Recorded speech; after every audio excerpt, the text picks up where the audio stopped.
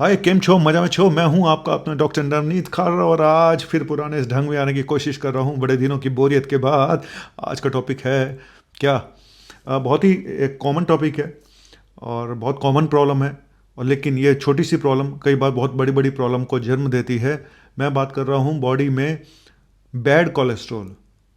दो तरह का कोलेस्ट्रॉल होता है, एक होता है गुड कोलेस्ट्रॉल, एक होता है बैड कोलेस्ट्रॉल। और गुड कोलेस्ट्रॉल होता है HDL और बैड कोलेस्ट्रॉल होता है LDL।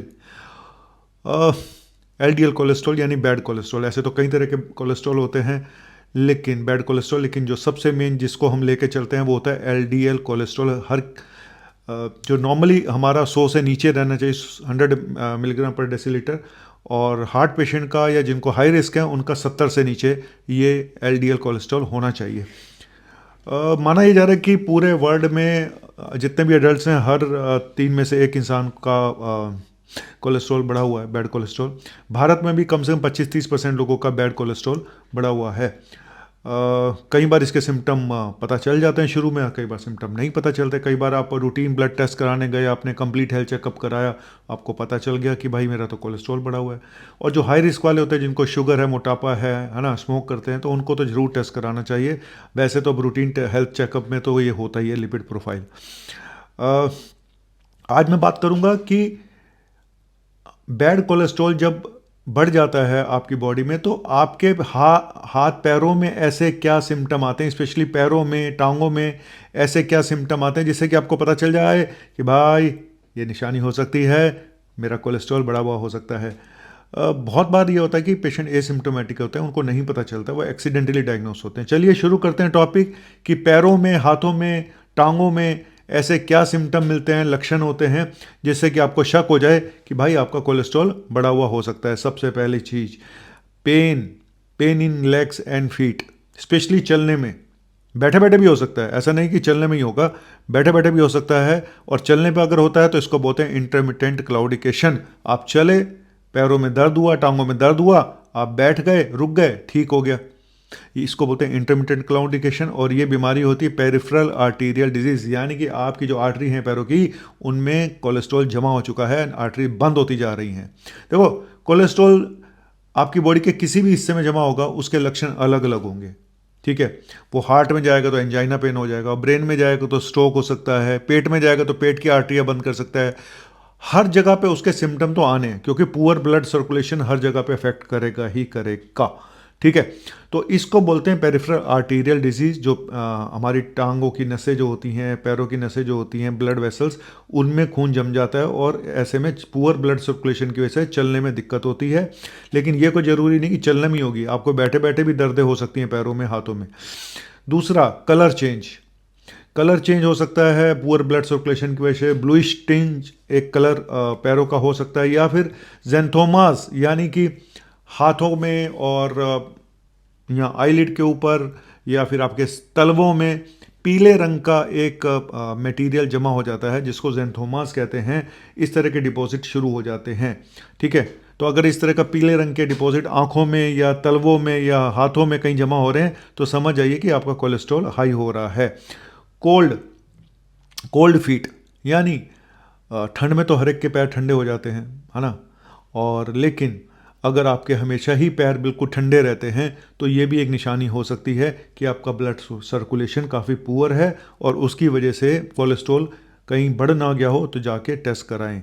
चलने में कमजोरी महसूस होती है, थकान महसूस होती है, तो ये भी सिम्टम हो सकते हैं जब आप चलते हैं। या वैसे भी आपको नहीं भी चल रहे हैं तो आपको बहुत पैरों में वीकनेस रहती है, आपको थकान सी लगी रहती है, हर समय पैर भारी रहते हैं।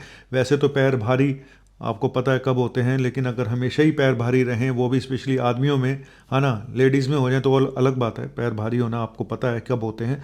लेकिन अगर आपको लगता है कि मेरे तो हमेशा ही पैर भारी रहते हैं, तो समझ लीजिए कि कोलेस्ट्रॉल बढ़ सकता है। अगर पैरों में, हाथ पैरों में सुन्नपन लगता है, नमनेस लगती है, तो ये भी एक लक्षण हो सकता है।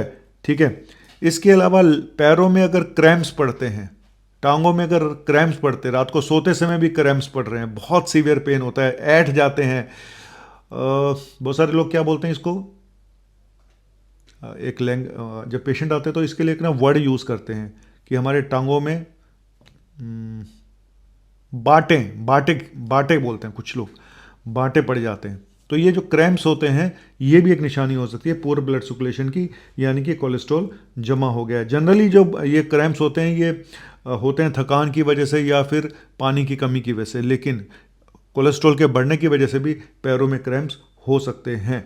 और आपके जब पुअर ब्लड सर्कुलेशन होता है तो आपकी टांगों जो हेयर हैं, आपके नेल्स हैं, उसमें भी चेंजेस आते हैं। पैरों की जो टांगें हैं वहाँ से बाल गायब होने शुरू हो जाते हैं पुअर ब्लड सर्कुलेशन की वजह से, या उनकी ग्रोथ बहुत कम हो जाती है।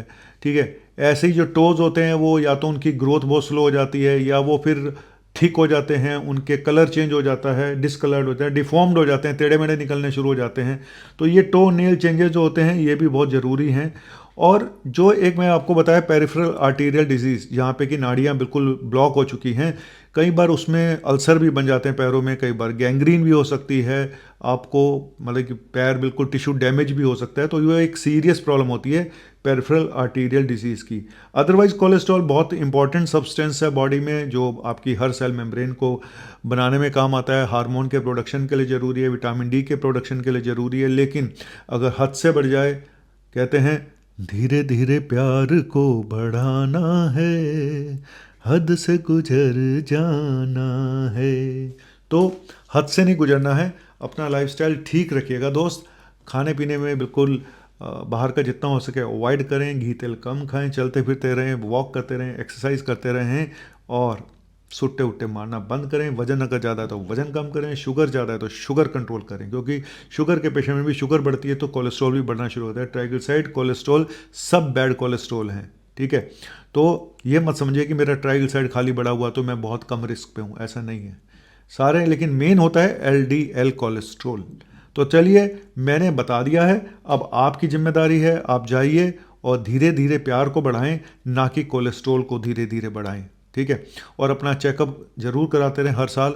और स्पेशली अगर आप मोटे हैं, स्पेशली अगर आप स्मोक करते हैं, या फिर आपको हाई रिस्क कुछ और भी हैं, फैमिली हिस्ट्री है ना, तो अपना साल में एक बार अपना कंप्लीट हेल्थ चेकअप जरूर करा लें। और नहीं करा सकते लिपिड प्रोफाइल तो करा ही लें। थैंक यू वेरी मच, शुक्रिया, शब्बा खैर। धीरे धीरे प्यार को बढ़ाना है, हद से गुजर जाना है। चलो, मैं तो बहुत गुजर चुका हूँ यार, मैं क्या बोलूँ। थैंक यू, बाय, शुक्रिया। फॉलो भी कर दिया करो, इतना भी मत गुजर जाओ, गुजरा हुआ तो मैं इंसान हूँ। चलो।